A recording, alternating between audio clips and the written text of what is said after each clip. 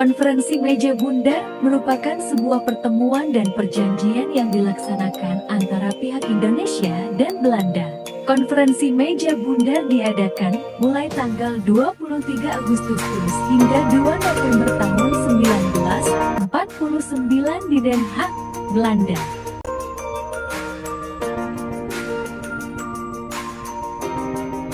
Kegagalan Belanda untuk meredam kemerdekaan Indonesia dengan jalan kekerasan karena adanya kecaman dari dunia internasional.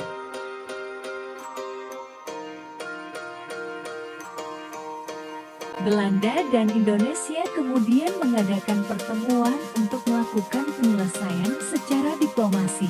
Pada tanggal 28 Januari tahun 1949, Dewan Keamanan PBB memberi teguran terhadap Belanda dan menuntut dikembalikannya seluruh petinggi Republik Indonesia serta pemulihan pemerintahannya.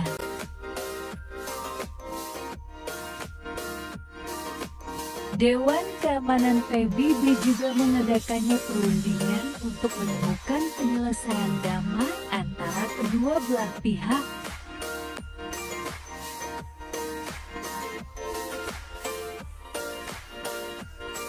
Setelah perjanjian Rumroyen pada tanggal 6 Juli, rencananya akan diadakan lagi konferensi yang diikuti para tokoh yang masih diasingkan di Bangka.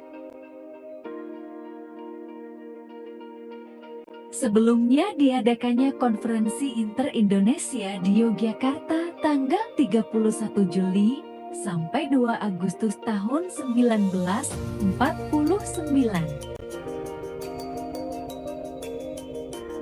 Konferensi Meja Bundar atau KMB yang bertujuan untuk mengakhiri perselisihan antara Indonesia dan Belanda dengan jalan diplomasi ini.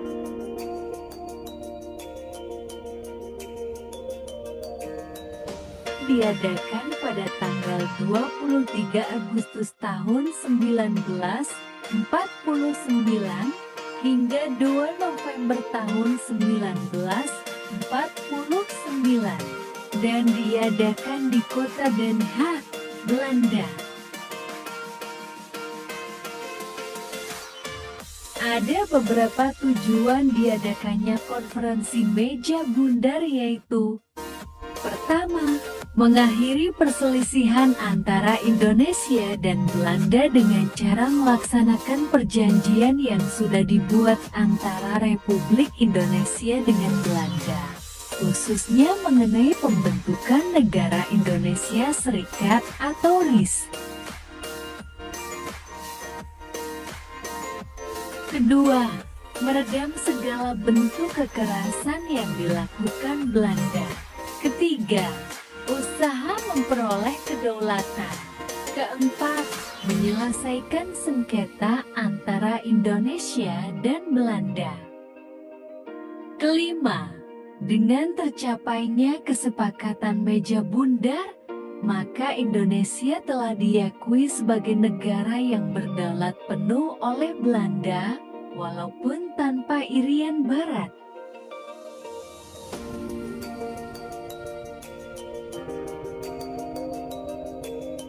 Pertama, masalah istilah pengakuan kedaulatan dan penyerahan kedaulatan. Indonesia menghendaki penggunaan istilah pengakuan kedaulatan, sedangkan Belanda menghendaki istilah penyerahan kedaulatan.